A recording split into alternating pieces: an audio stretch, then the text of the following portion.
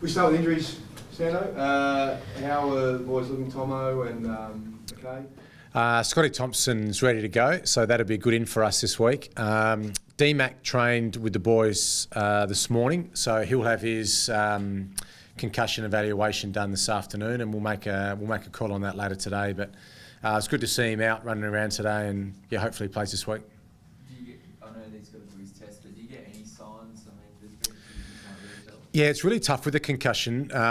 Every concussion is individually different, and some players can take 2 weeks, some it's only a day or two, and the protocols that the players go through now is really stringent in the point that nothing really gets through. So like we'll make a good decision through our medical team that if he's right, he'll play. If not, then he'll be out for a week. So that's the final move of the concussion? Yeah, we've had a few this year. I don't think we've had much luck with guys getting through the week. Sometimes it's concussions we never take a risk with, and most of the guys for us that have been concussed the week before haven't played the following week, but hopefully D-Mac's a different one for us. Any other changes, Brendan? Do you consider that, or do you try and back in those from last week and get them to fix? Yeah, match committee this afternoon at 2 o'clock, so we'll have a look at North Melbourne and how they structure up, and also to a little bit about our team. We've got some guys in good form, and we've got guys who've been a little bit up and down. So that'll be, I guess, a good debate this afternoon with the team.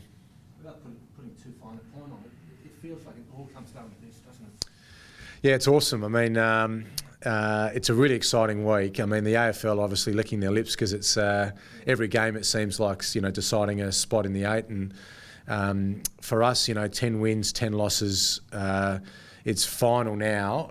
You've just got to win. The questions have been since about round 5 or 6. It seems like for us, you guys have got to win this week, and you guys got to make sure you win this week. But we do have to win this week. It's as simple as that. And there's a great buzz around our footy club at the moment internally. It's heading down to Hobart with a really positive energy that we have to get the result.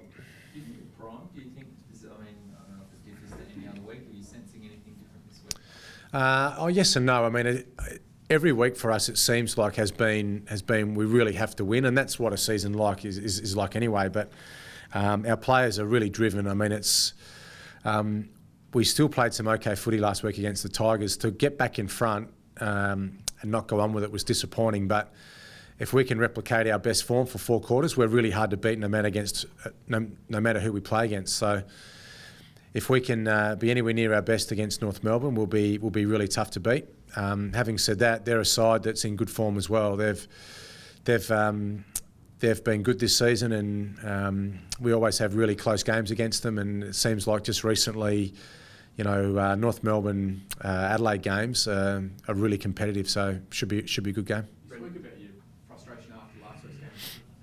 I don't know whether it's a mental sort of thing, but not being able to play consistently for those 4 quarters. But on the other hand, to be able to back it up after a disappointing loss like you seem to do every second week, what does that say about the mental state of playing? Yeah, well, it shows we're resilient because we haven't lost 2 in a row since round 3 or round 2, I think, which is quite bizarre. But it's draining for the coaches and for the fans, but the players are good. I mean, they bounce back pretty quick. We come to work on Monday, we go through the reviews, we identify areas that we need to get better at, and to the players' credit, they train really flat out during the week and look for ways to get better. And we'll go down to Hobart expecting to win the match. You obviously need a lot of things to go right, though. We need to start well. We need to be in form over 4 quarters. We can't afford to have bad patches. The starts is something that we need to address really quickly. We're running out of time to fix that problem. It's been pretty consistent for us throughout the season, but we'll pick 22 fit guys who are determined to play well, and yeah, we can't wait for the challenge. Yeah, Brenton, as an extension of what Harry said, just about the mental side of it, people, I suppose, that aren't inside football and they watch it and go, you've got all these professional players being paid so much and all that sort of stuff. You've got to find the right buttons to push on them, but should they need to be motivated? Do you know what I mean? Do you understand what I'm sort of Yeah, no, I do. I mean, I ask a lot of people, at commercial functions. I ask my wife, what should I say to these players? And everybody says, well, you got to win. I mean, this is what you got to do. You got to win this week. And yeah, we say that, but that's the end result. It's more about the process.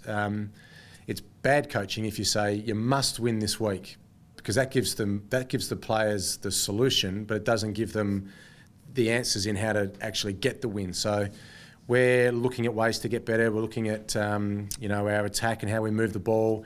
The main issue for us has been our defensive transition, about when we turn the ball over, how quick we are to stop the opposition getting outlets.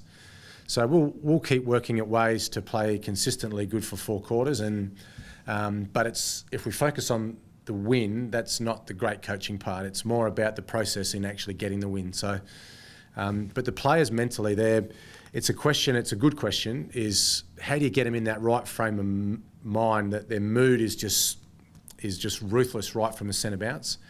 I promise you they're in that mood every week. But we don't always get the outcome.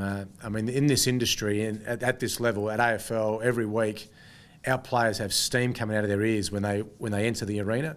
But things don't always go to plan. It's something that we would love the answer for. Every coach in every sport throughout the world, how do you just get players starting well every week? And we'll do our very best to motivate them. But as you said, Sodas, a lot of that has to be self-driven, and it has to be the players' mindset as well when they approach each match. Well, surely that's got to be centimetre perfect.